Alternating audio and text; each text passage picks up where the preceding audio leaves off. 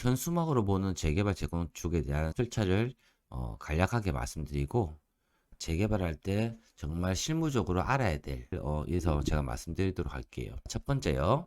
서울 지역은 신속 통합 계획 방식이나 모아타운을 예전에는 공모 형태로 하기 위해서 보통 공모 신청을 위한 동의서를 진구 많이 했어요.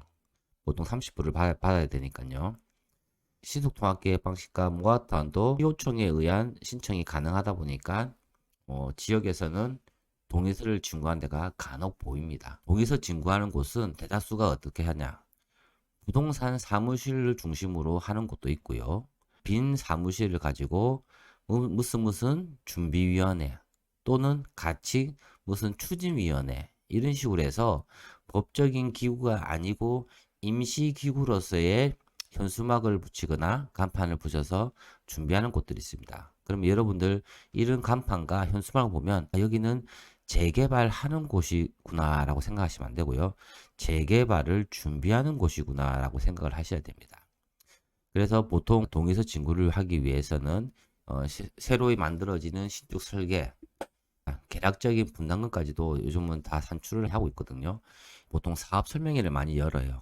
사업 설명회를 열어가지고 주민들에게 참여와 동의서 진구를 집중적으로 하려고 하는 곳들이 있다는 겁니다. 인천 같은 경우도 46개의 재개발 신청하려고 하는 곳에 10군데가 선정이 됐어요.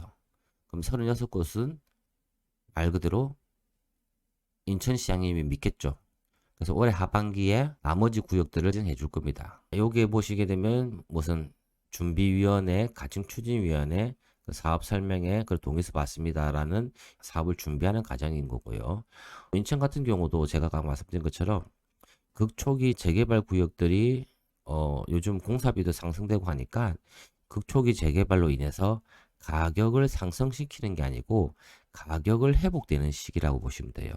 그러면 기존에 인천에 가지고 있던 물량들을 더 큰 수익을 남기고 팔아야지라고 생각하지 마시고 다시 한 번 더 올해 하반기에 대해서 분위기가 업되면 가격이 회복되면서 그나마 거래가 되어가지고 정리할 건 정리할 수 있는 시기, 즉 뭐냐면 매수하러 가는 시기가 아니고 매도하는 시기라고 보시면 좋을 것 같아서 올 하반기나 내년 상반기에 인천에 가지고 계신 분 중에서 불필요한 구역이 있으면 그때 매도를 해보시는 것도 좋을 것 같습니다.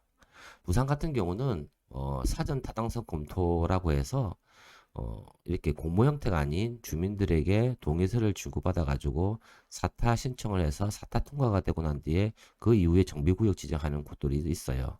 그래서 사타 동의서는 나름대로 준비 과정에서는 정비 예정 구역 같은 기능을 한다고 보시면 좋을 것 같습니다. 그리고 재건축 같은 경우는 제가 늘 말하지만 재개발에는 없고 재건축에만 있는 것이 안전진단이에요.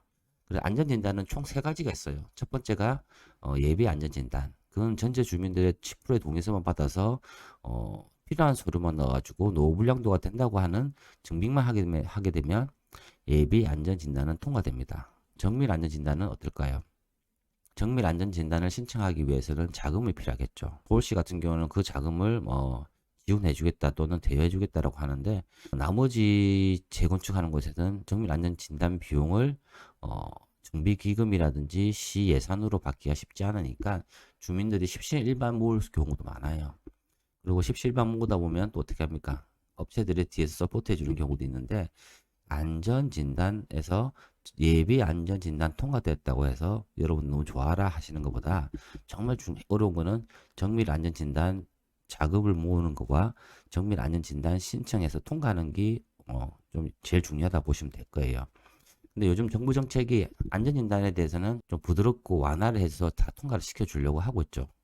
그리고 서울시의 투가 같은 경우는 안전진단이 통과되더라도 안전진단에 대한 타당성 검토를 하게 됐어요. 그 취지는 정밀 안전진단을 통과했지만 타당성 검토하는 부분은 나머지 사업에 대한 여건, 그 인근 지역의 개발 계획 그런 부분을 보고 한꺼번에 몰리는 현상을 막기 위한 주제의 방법인데 요즘은 안전진단 타당성 검토는 거의 하지 않다고 보시면 될 거예요.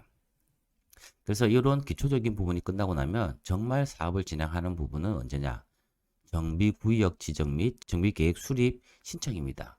제가 봤을 때는 사업 단계 중에서 이 단계가 제일 길어요. 업체를 뽑아야 되죠. 그리고 정비 계획안을 만들어야 되죠.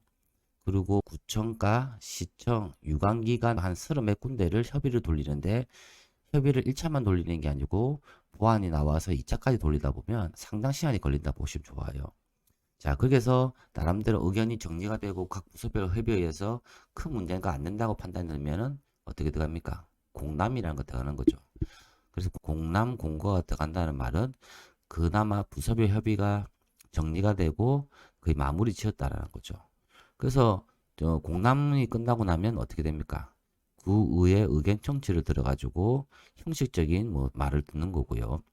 그리고 도시계획위원회 심의를 거쳐가지고 최종적으로 결정 고시를 하는 거예요. 그래서 그 과정에서는 주민 설명회 하는 부분도 있고 제일 마지막에는 이렇게 정비구역 및 정비계획 결정 고시가 나야지만 말 그대로 법적인 재개발을 재건축을 한다라는 스타트가 된다고 보시면 좋을 겁니다. 참고로 말씀드리면 우리가 옛날에 취득세 부분에 있을 때 보면 공시가격이 1억 이하짜리는 취득세가 1.1%였잖아요.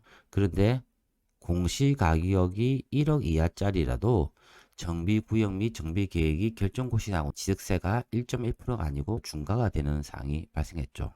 자, 참고로 말씀드리면 주거환경 개선 사업은요, 그 지정 자체만으로 결정고시가 난 거로 봐가지고 실제로 사업 추진되지 않더라도 주거환경 개선 사업구역으로 지정되면은 그때부터는 공시가격 1억 이하짜리라도 1.1%가 아닌 중과가 될 수 있다는 거, 그런 부분을 알고 가셔야 될 것 같습니다.